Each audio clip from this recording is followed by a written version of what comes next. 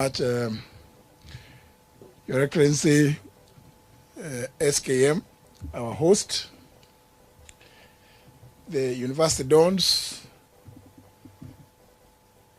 comrades, colleagues, members of parliament, other invited guests.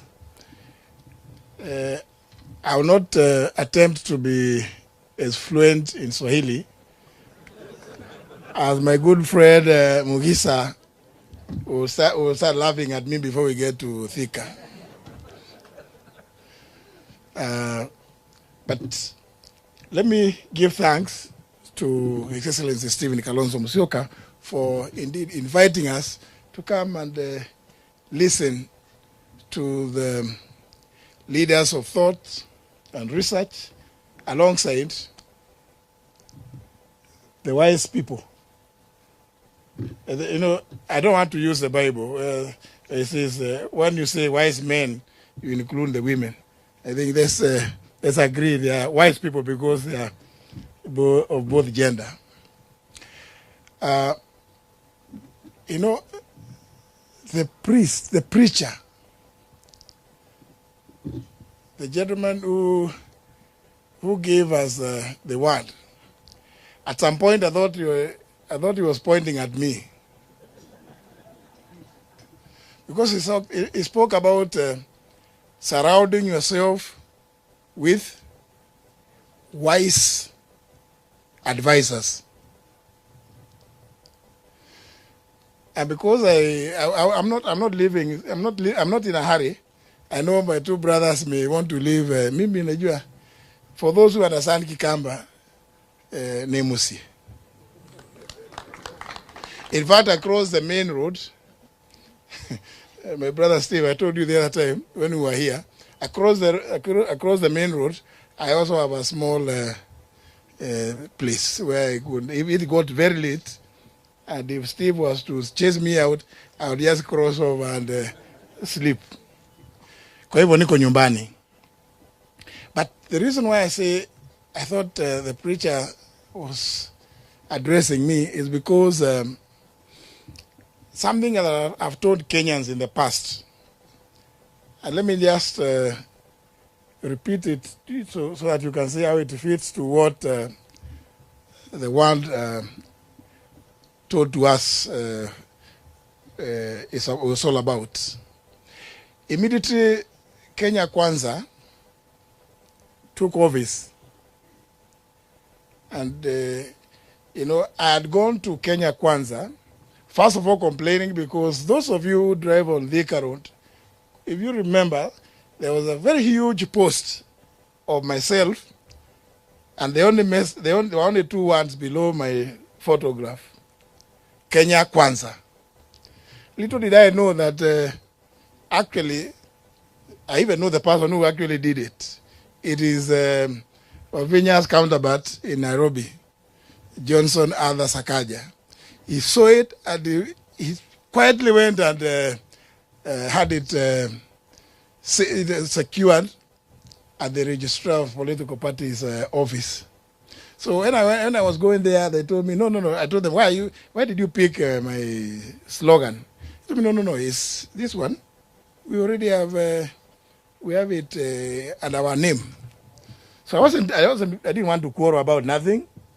But my main story is about when William Ruto became president and he was about to name his cabinet.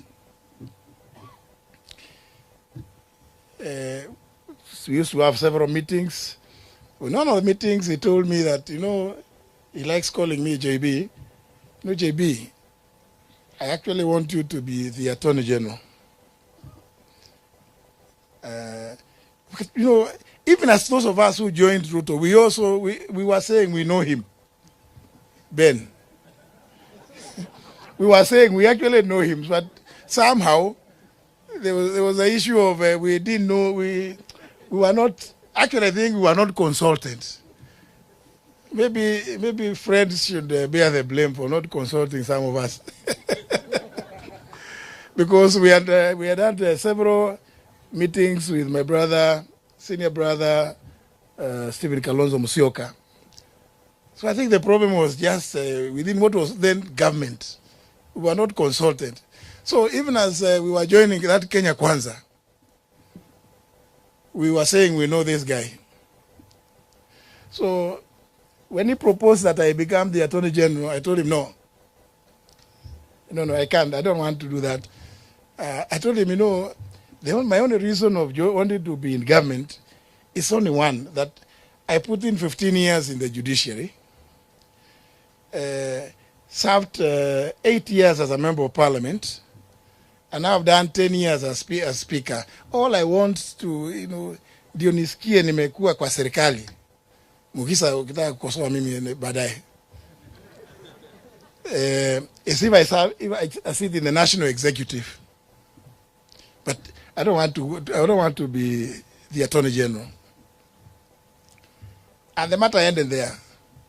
2-3 days later, my good friend, who was not only my classmate but my roommate, the current Speaker of the House, the National Assembly, Moses Masika Wetangula, calls me to some place, and we go, and he tells me that, I have your message.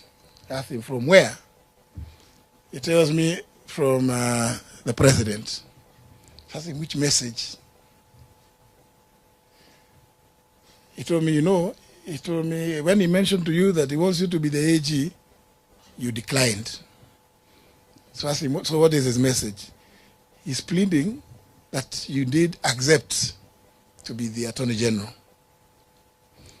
So I decided, since Moses is somebody we've known for each other for so long, in fact, I began my working career, I saw somebody talking about Kebabi. I know the villages around that area. So I decided, let me tell Moses the truth. So I tell Moses, you know what? The reason why I would not want to do that job is because you and I know this guy. To be an Attorney General with Ruto as president is an extremely dangerous experiment. So we talked with him. I told him, you know what? The AG's job is to advise. The other one of going to court, it's normal because you go in public interest. And there are so many state councils. But this one of advising, you must be clear that the person who you are advising also wants to be advised. And this is why I bring in the sermon.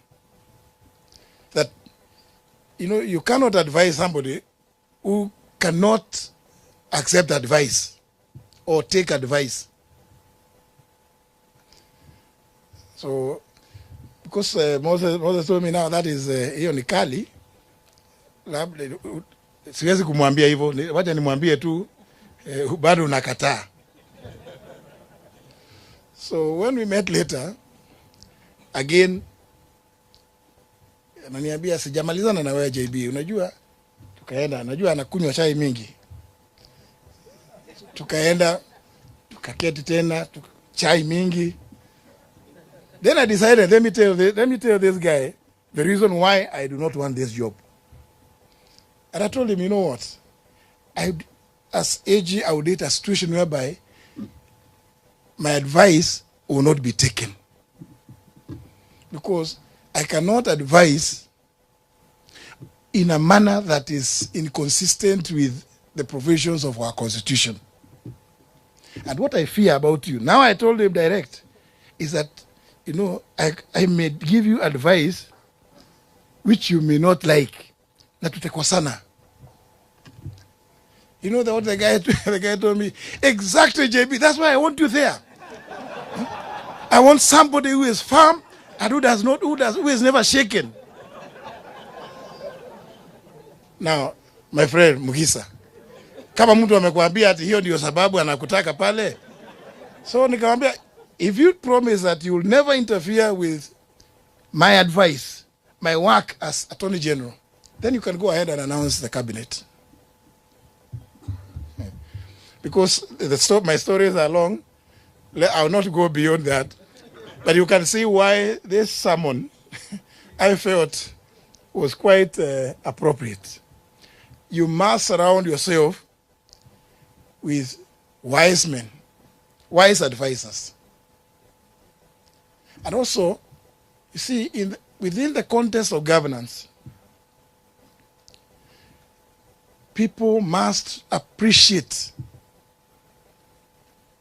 the country, that the country is bigger or greater than any one individual. It does not matter. We've been told about issues about in fact, it's His Excellency who told us about the $1 people living below $1 a day. If that cannot concern you in leadership, such that whatever it is, whatever decisions you take are acutely informed by the desire to lift those that live below $1 a day in the country, then you are not worthy in a position. You cannot take oath in public. And of course, remember our constitution says the president must be sworn between the hour of 10 a.m. and 2 p.m. Wakili Wanjiru. So you take oath in broad daylight to protect, preserve, uphold, and defend the Constitution. Among other things, also the dignity of the citizens.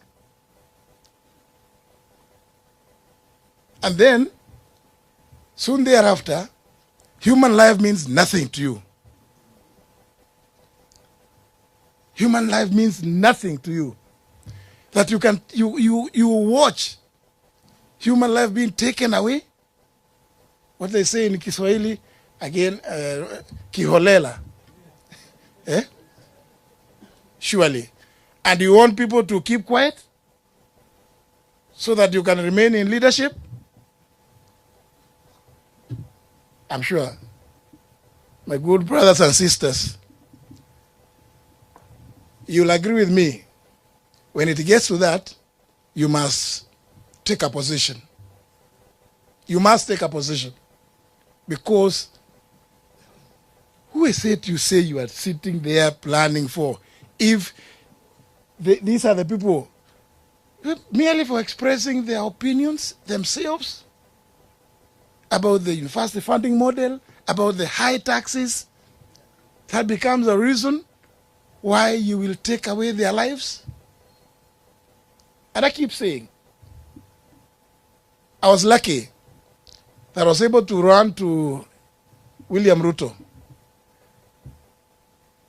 I'll tell him, William Ruto, I sent you a message last night at 3 a.m. I told you my son was abducted. You have not responded.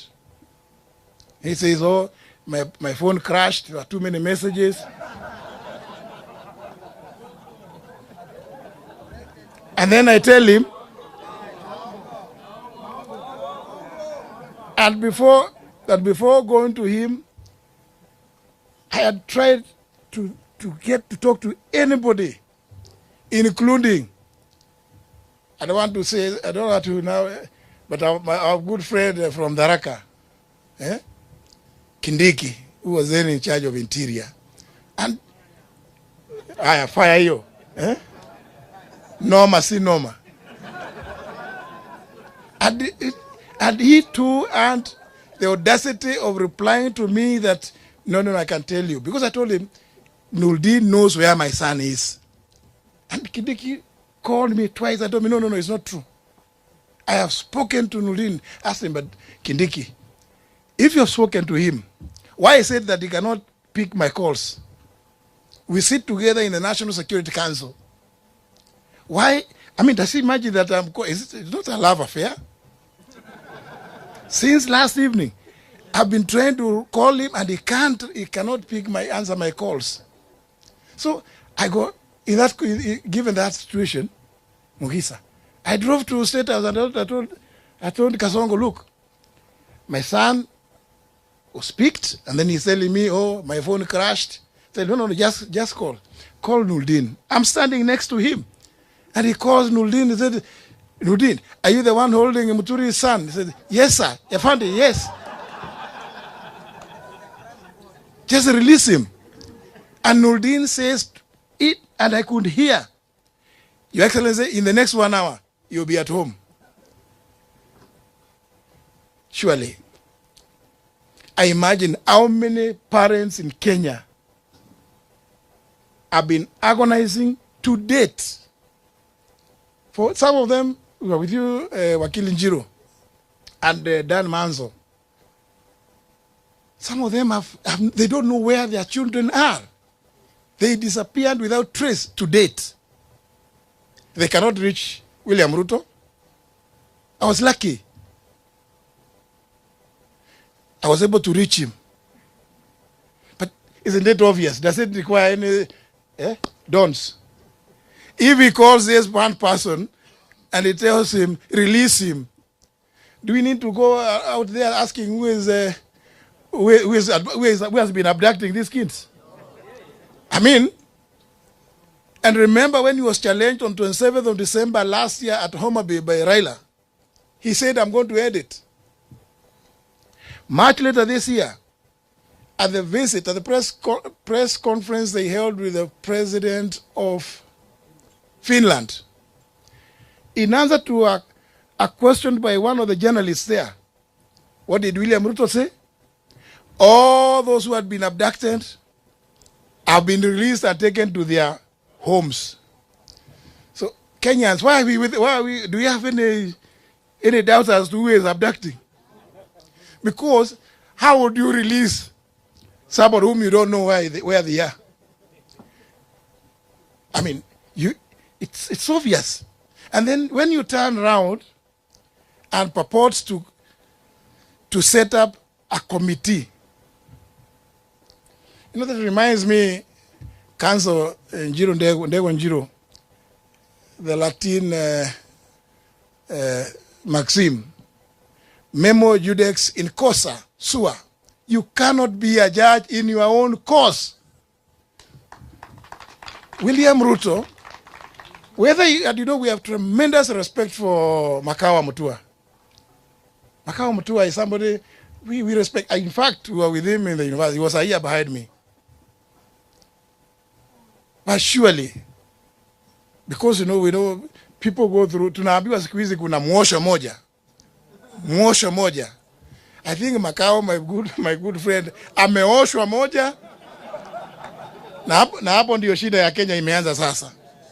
Because it is not possible for you to say you are going to do a framework for compensating those who may have been injured or killed during the protests. It is not possible. I'm going to sit and I want to listen more to these great people, Your Excellency. Thank you very much for listening to me. Well done. Thank you. Umesikia jamba kabisa. Well, before I call Fred, I talked of building a team. One Kenya, one nation, one team. For one term. Sindio? So we cannot drive